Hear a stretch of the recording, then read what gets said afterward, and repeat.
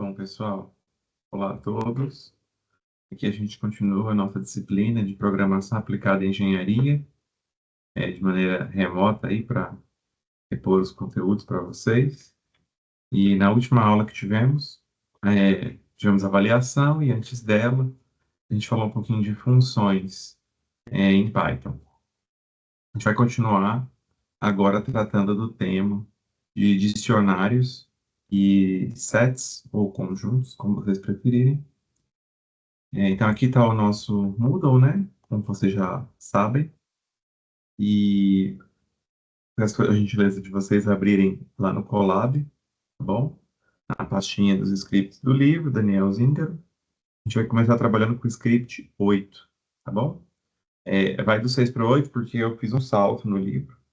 Não faço o capítulo 7 porque eu acho que ele não é essencial. Os conhecimentos de vocês em Python, tudo bem? Quem quiser dar uma lidinha nele, pode ir lá no livro e ler o capítulo 7. Mas aqui a gente vai tratar do capítulo 8. Então, como a gente faz em sala de aula, eu vou fazer na alternância entre código e slides, tá? Para apresentar o conteúdo aí para vocês. E como sempre fazemos em sala de aula, a gente vai começar com um problema. O problema ECO 19R2P1 lá no DMOJ. Eu vou abrir ele aqui, tá? Esse aqui está lá no código marcado número 8, DICs e sets. Bom, vou fazer a tradução aqui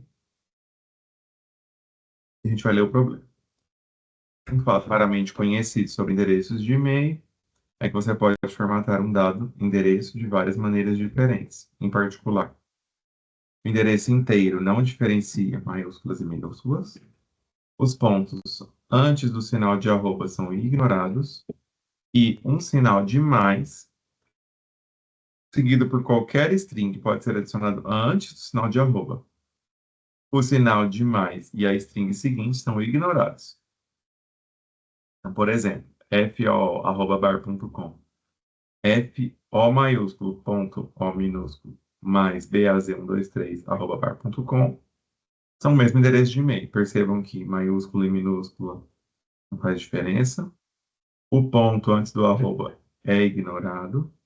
E tudo que tiver depois do mais é ignorado. Portanto, são o mesmo endereço. John administra um serviço em que os usuários se inscrevem com seus endereços de e-mail. Ele notou que alguns usuários se inscreveram várias vezes usando diferentes representações do mesmo endereço. Ele pediu sua ajuda para determinar o número de endereços de e-mail exclusivos que se inscreveram em seu site. Entrada, são 10 conjuntos de dados, a gente está acostumado com esse tipo de entrada, né? Tem que fazer um for no início.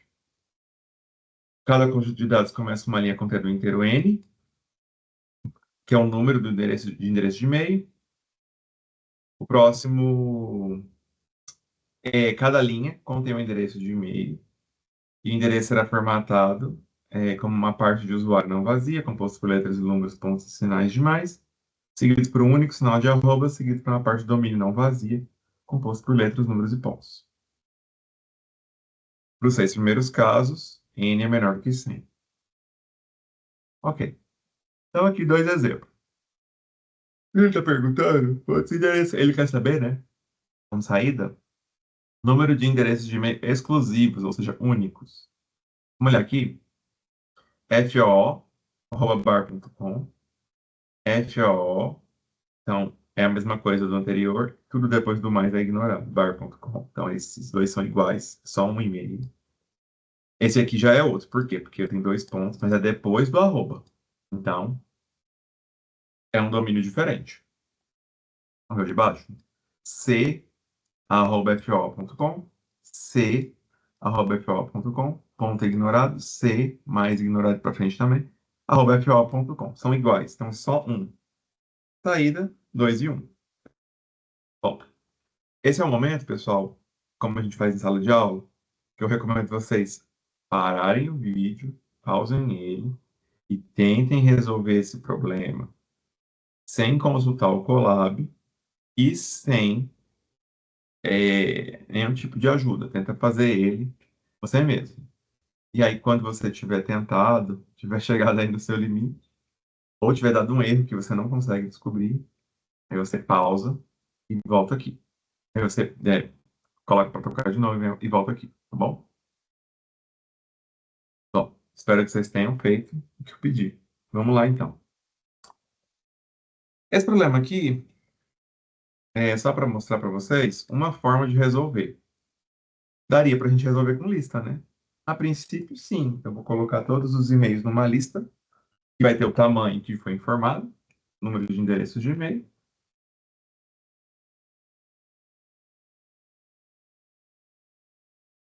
E o que eu preciso fazer é verificar os endereços de e-mail únicos.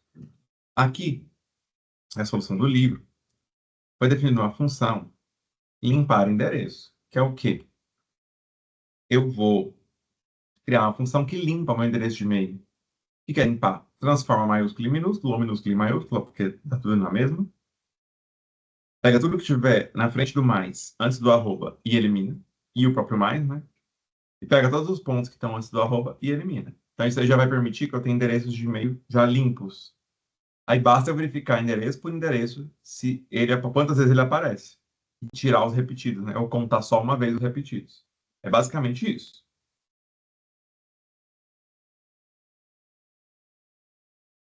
Aqui, primeiramente, coloquei só uma funçãozinha de strings, né?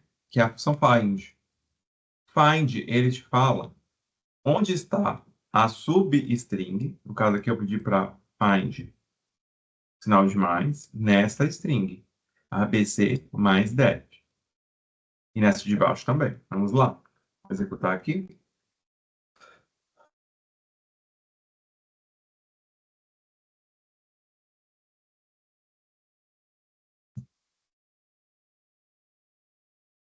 Ó, 3. Por que ele deu 3? Porque o mais está em qual posição? Perdão, gente. 0, 1, 2, 3. Esse aqui, o mais apareceu onde? Menos 1. Por que que deu menos 1? Porque não tem mais. Em A, B, C, D, E, F. Nós vamos usar esse mais justamente para encontrar a posição do arroba, porque tem a regrinha do ponto antes do arroba e o mais antes do arroba. Então a gente precisa saber as posições. Vamos lá então. Ó, o que eu vou fazer? O plus index, ou se você quiser, o índice do sinal de mais, é o address.find mais. Se o plus index for diferente de menos 1, ou seja, se eu tiver um mais, que aí vai ser diferente de menos 1, o que que eu vou fazer? Vou achar o at index, é o índice do arroba. Vou colocar comentado aqui, para que ninguém tenha dúvida. É o at índice. Aqui é o índice mais, né? E aí o endereço é o endereço, todos os valores até o mais o endereço, todos os valores a partir do arroba, tá? Então aqui eu fiz uma operação de slice nas minhas strings. É, poderia também colocar pelo índice, né? Mas, enfim, esse é o jeito mais simples. E agora nós vamos remover os pontos antes do arroba. Eu já tenho o at index, que é address.find arroba. E aí, o address, tá? Não sei se eu, acho que eu não falei, né? Para essa função funcionar, você vai ter que passar o address, que é o endereço de e-mail, tá bom? Before at, então, antes do arroba, eu vou estar vazio. Vou colocar um contador igual a zero. Enquanto meu i for menor que o índice do arroba, o que eu faço? Eu vou, se o endereço, né, aquela substring for diferente de quem? De ponto, eu vou adicionando ela. Porque aí eu vou adicionar todos os meus, é, todas as minhas strings, né, no meu endereço de e-mail, e não vou adicionar o ponto, porque se for um ponto, aí ele não será, não vai passar aqui dentro do if, então ele não será adicionado. Dessa forma, eu vou ter meu endereço limpo, que é o before at, esse que eu já limpei os pontos, mais o endereço at index dois pontos, ou seja, tudo que está do arroba para frente. E porque essa parte não, se tiver ponto, né, ou mais, ela vai ser contabilizada. E eu posso tudo para minúsculo. Tá? Fiz aqui um cleaner.lower. Poderia ser upper. Poderia passar tudo para maiúsculo. Não faria diferença. Ok? E eu vou retornar o cleaner. Então aqui eu tenho um testezinho, ó. Tem três e-mails aqui. Daniel Zingaro, Daniel Zingaro e Daniel Zingaro. Eu vou colocar um print, tá? Porque senão vai mostrar só o primeiro.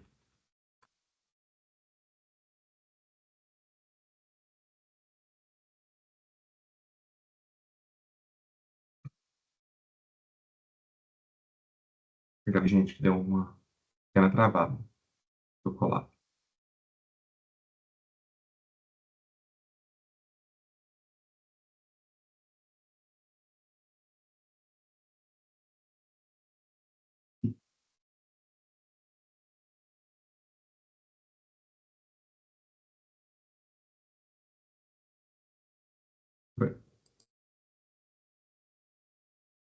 Olha lá. Todos esses e-mails são iguais, né? Por quê? Porque tem alguns que tem ponto e mais antes do arroba. Alguns não, né? Todos. Menos o segundo. O segundo, na verdade, não tem mais.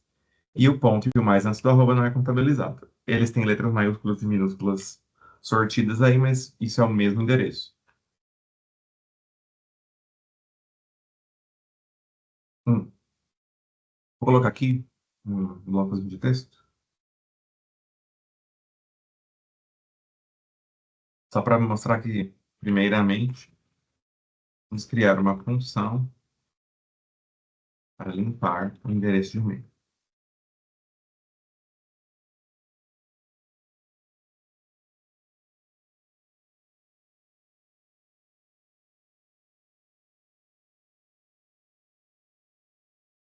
Agora, vamos para o código principal. Então, o que eu tenho que fazer no código principal?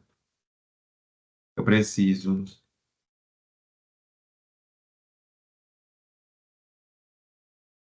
para o dataset no range 10, que ele falou que são 10, n int input, que é o número de e-mails, e uma lista de endereços que começa vazio. Para ir no range n, o número de endereços de e-mail, o que eu vou fazer? O address vai ser digitado pelo usuário, então input. Já vou lançar a função. Se eu não tivesse escrito a função, eu teria que colocar todo aquele código da função aqui. Por isso que a função, ela dá para a gente uma maior elegância e clareza na hora de escrever o código. E aí eu vou verificar se o endereço não estiver nos endereços. Endereços é a lista que eu criei vazia. O que que eu vou fazer? Addresses.append. Porque toda vez eu tenho que olhar se já não tem repetido, para eu colocar uma vez só. E vou imprimir o tamanho da lista. Agora, teste isso no Judge, no DMOJ, e veja o que ocorre. Por quê? Vamos testar? Vamos lá no DMOJ e vamos fazer um teste. Perdão, é aí que está um pouquinho lento, gente. Não sei o motivo exato.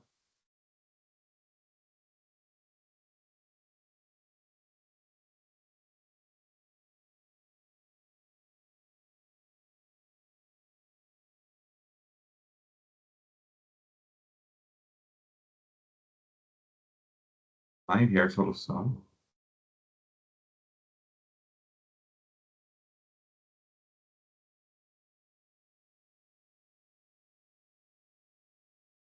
Vou entrar com o vídeo. Cão vai servir aqui.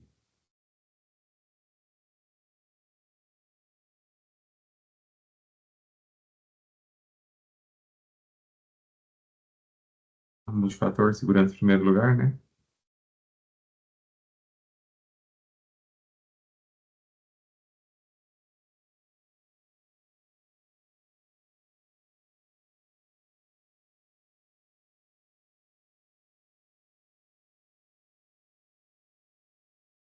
Muito bem. Ok. Não era esse perfil que eu queria, não, mas não tem problema. Só para mostrar a execução do código. Esse é o main. E esse aqui é o limpa, né? Da função limpar.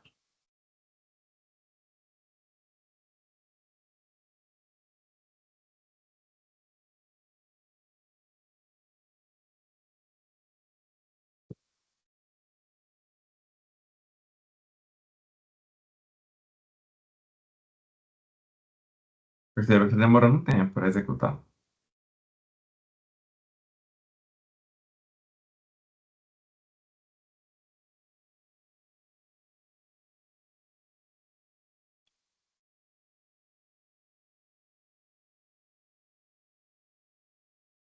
E nada ainda.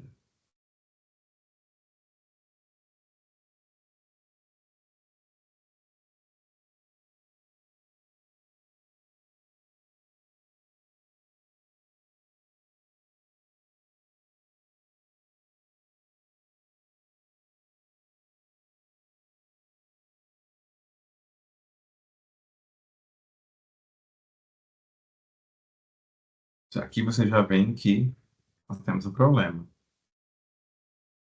E se você passar o mouse em cima, você vai ver que é time limit exceeded.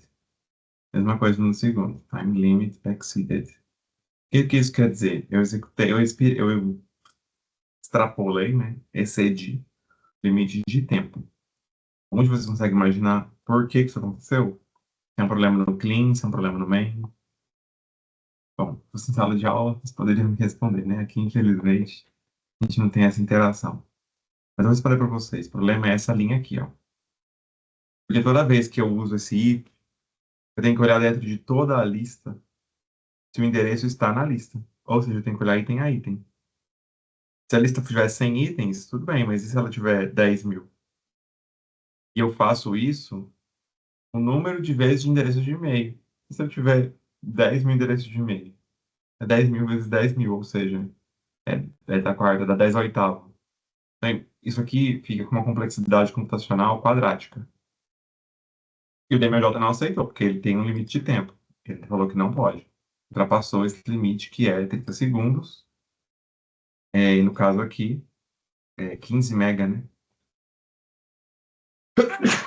Ou seja, o código pode até estar certo, mas o DMJ não vai julgar, porque você excedeu o limite de tempo. Você não vai pontuar. Como reduzir esse limite de tempo? Bom, eu precisaria de alguma forma de não ter que verificar todas as vezes que eu jogar na lista, né? Só que do jeito que está feito aqui o código, eu preciso fazer isso, porque lista requer que eu faça essa verificação. Então, o que fazer? Então, vamos mostrar aqui para vocês o que exatamente é esse problema. É,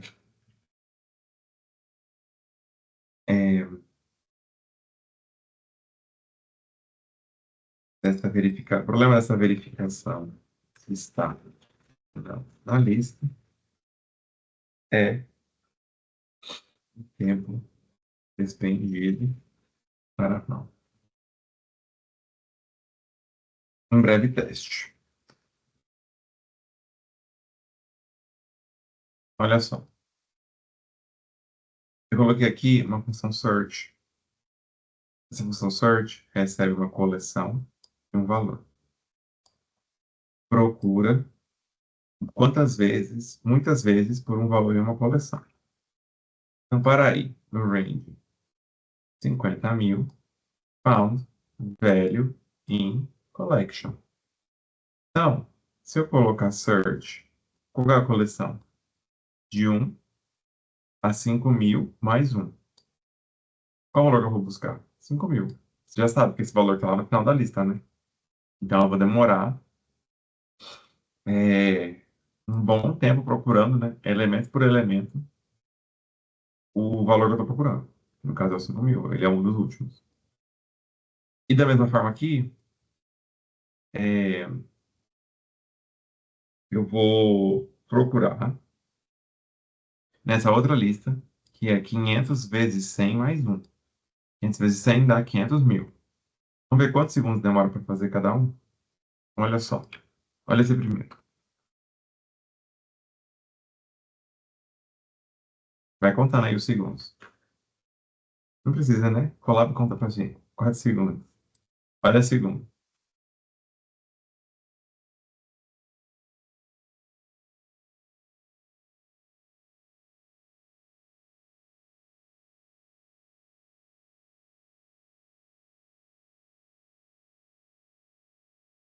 Perceba que para eu procurar uma lista, demora se a lista for grande. Aqui eu tenho 500.000 elementos, eu tenho que olhar um por um. se cada um dos valores dentro do range é o valor que eu estou procurando. Aí o found vai dar true, né? E aí eu vou ter um valor encontrado. Olha lá, 28 segundos.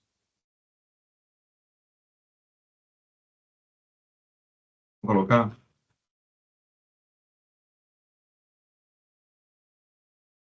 found, return, found.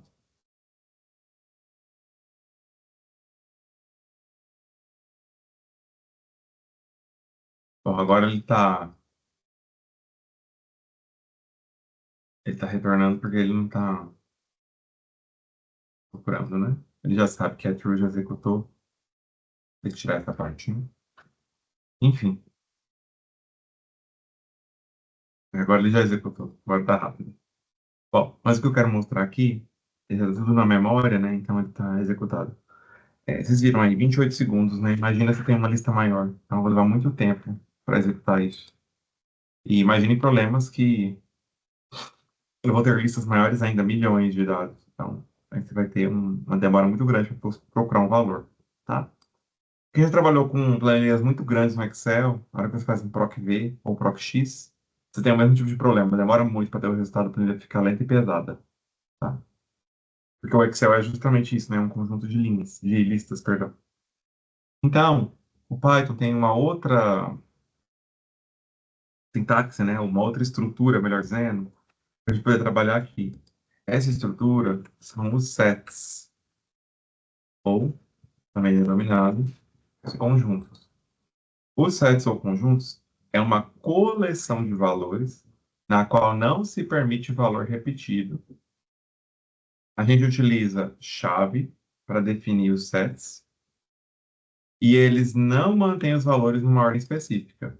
Ou seja, se você pensar na matemática, né, um conjunto, aquele que você está acostumado a desenhar no diagrama de Werner, se eu não estou enganado o nome, por exemplo, conjunto 1, 2, 3, 4, 5. Não tem uma ordem, pode ser 5, 4, 3, 2, 1, é o mesmo conjunto, porque a ordem não é importante. Porém, não permite elementos repetidos. O set é a melhor estrutura para a gente trabalhar, por exemplo, com esse problema. Porque eu não preciso de um endereço de e-mail em ordem. Eu não preciso que eles estejam lá e que eles sejam únicos ou unívocos. Então, para esse tipo de problema, resolveria a gente trabalhar com um conjunto e não com uma lista. Isso vai dar muito mais velocidade de processamento, no caso do Python. Tá? Vou passar agora para os nossos slides, só para a gente ver a parte teórica, dos sets. Tá bom?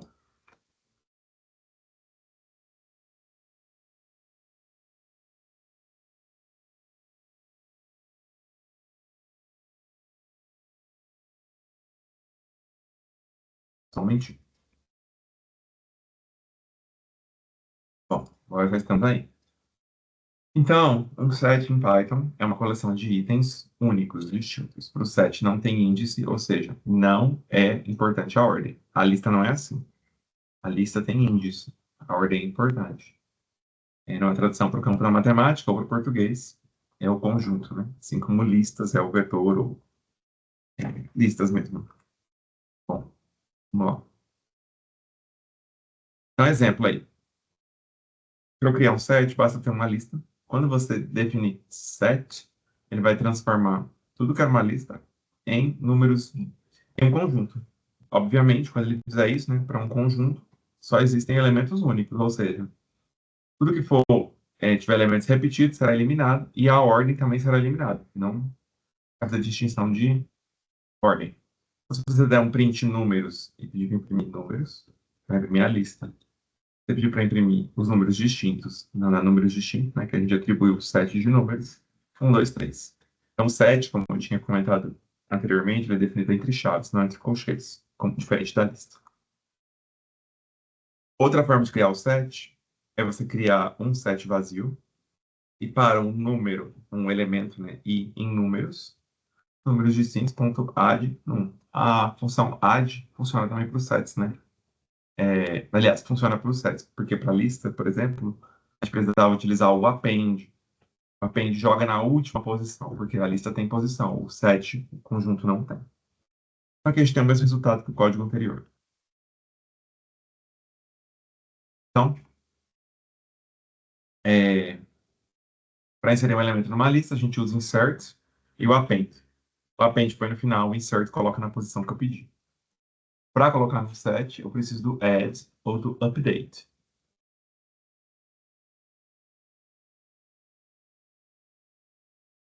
Importante lembrar aqui que no set a gente não tem controle da ordem. A única garantia que a gente tem é que não vai ter elemento duplicado.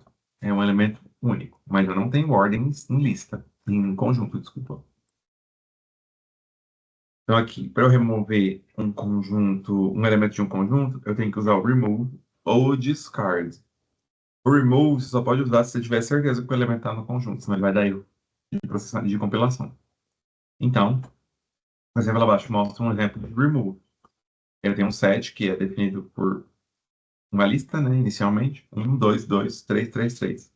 A gente já viu que vai virar 1, 2 e 3, entre chaves. Eu pedi nos remove 2, então vou remover o elemento 2. No set só tem como trabalhar com elemento, não com índice, porque não existe índice. Então, vai ficar um set, né, que é o set aí de números 1 e 3. Então, porque eu retirei o 2. Eu posso tirar todos os elementos de um conjunto de uma vez, é só usar a função clear. Aqui abaixo está o exemplo dessa execução aí. Então, quando você der clear, você vai deixar um set vazio.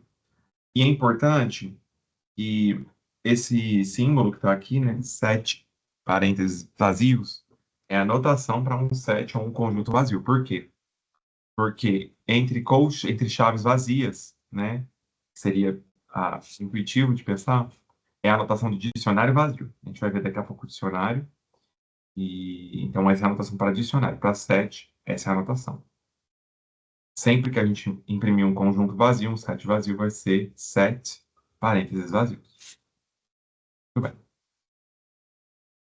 bem. A gente pode usar as mesmas operações na matemática, tá bom? Então, união, interseção e diferença. Funciona da mesma forma que na matemática. Se fizer A união B, vai pegar todos os elementos que estão em A e em B e transformar em um conjunto só, um conjunto único.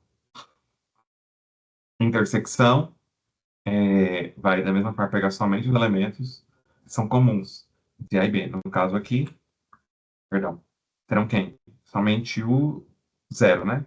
Tem uma de ímpares, outra de pares, todos os dois com zero. Então, só o zero. Perfeito.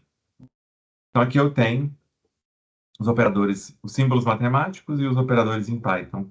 Para cada uma das operações. Pertence a in, menor ou igual é subconjunto, menor é subconjunto próprio. União é a barra sem inclinação. Intersecção é o e o diferença é literalmente o menos.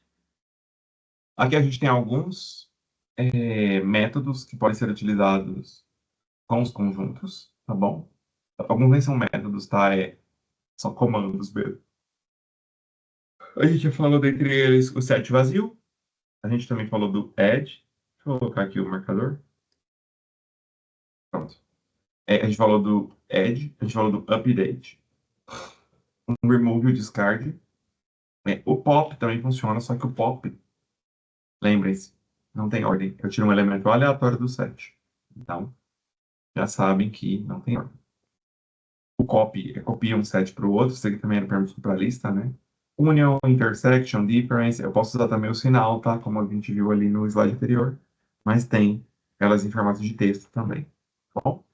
Eu também tenho tamanho, como a gente tem para listas e para strings, então também tenho esse comando. Daqui a pouco a gente fala essa comparação, porque a gente ainda não viu o dicionário, a tupla a gente já viu. Bom, vamos voltar agora, então, ao nosso código. Vou mostrar a tela de novo, vou mudar aqui.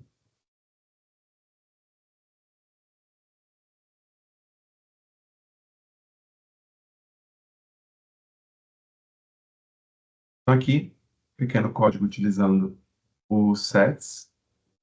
Então, aqui eu tenho um pequeno set com esses elementos. Aqui, ó, eu já defini um set. 1, 3, 2, 3, 1, 3, 3, 3. Quando eu executar ele, o que vai aparecer na minha tela? Prestou atenção, já entendeu, né? Esse é 1, 2, 3. Percebam, estou fazendo uma igualdade de conjuntos, igualdade de booleano. O set não tem ordem, então aqui a gente espera que o valor true ou false. Já sabe, é true. Olhamos esses dois, da mesma forma, elementos repetidos aparecem uma única vez, a ordem não importa. Aqui teremos true. Agora aqui sim, os conjuntos são diferentes. False. Então, percebam que aquela lista de e-mails não precisa ser uma lista, ela pode ser um conjunto.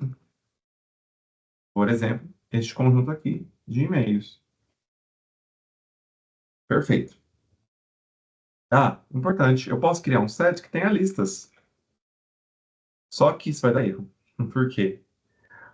A lista não é permitida dentro do set. Justamente porque o set não tem índice. Então, a lista tem. Então, eu não consigo colocar um dentro do outro. Mas eu consigo fazer uma lista de sets. Aí sim, ok? Eu posso pedir o tamanho, a gente já sabe, né? O tamanho, quantos elementos tem. Nesse caso aqui são 4. E para valor em esse conjunto, vamos lá imprimir o valor. Olha só. O que aconteceu aqui? Não está na ordem, né? Por quê? O set não conserva a ordem. 8, 2, 4, 6. Vamos colocar aqui, vamos colocar mais um valor, só para a gente ver diferente. Opa.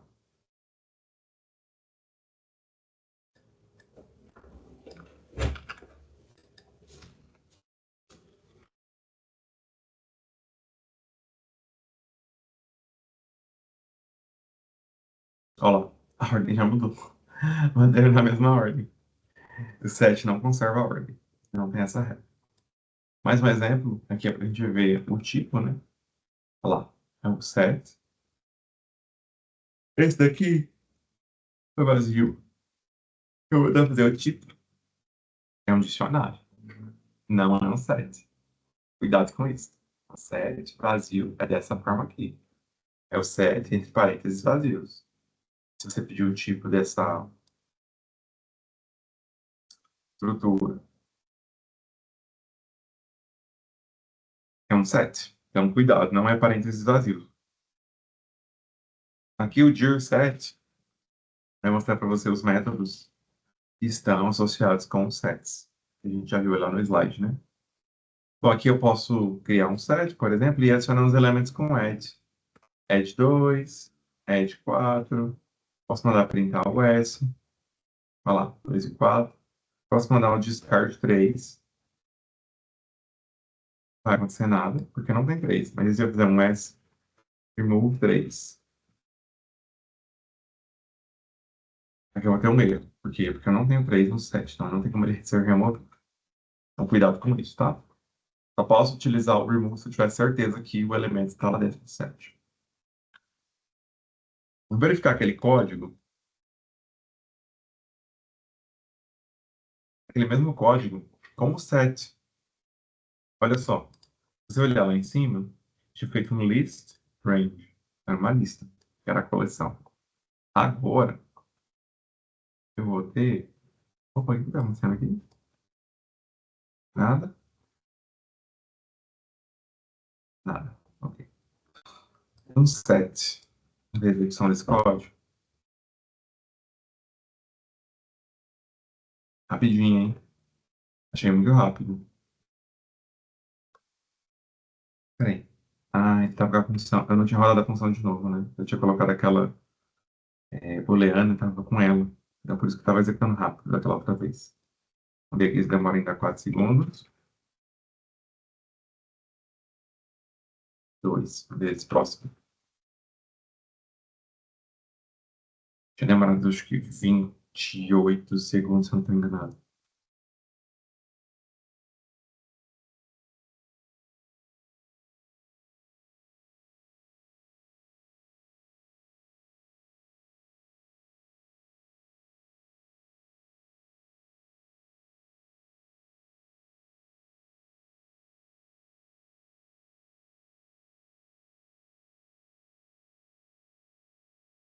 É, exatamente.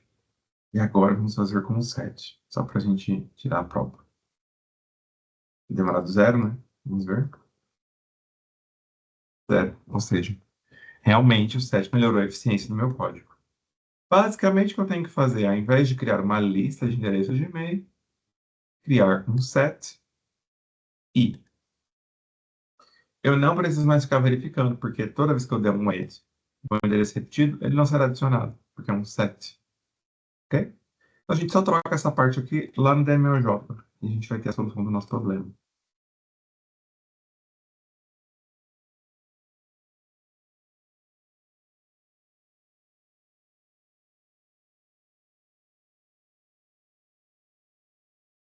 Perceba aí a diferença, né? A gente estava passando de 15 segundos para cada problema e estava excedendo o limite. Agora, eu não gastei nenhum.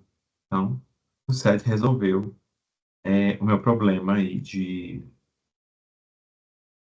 tempo excedido, tá bom? Então, é, eu vou encerrar por aqui essa aula de sets e a próxima que eu vou gravar para vocês vai ser sobre os dicionários. Obrigado pela atenção e até a próxima, pessoal.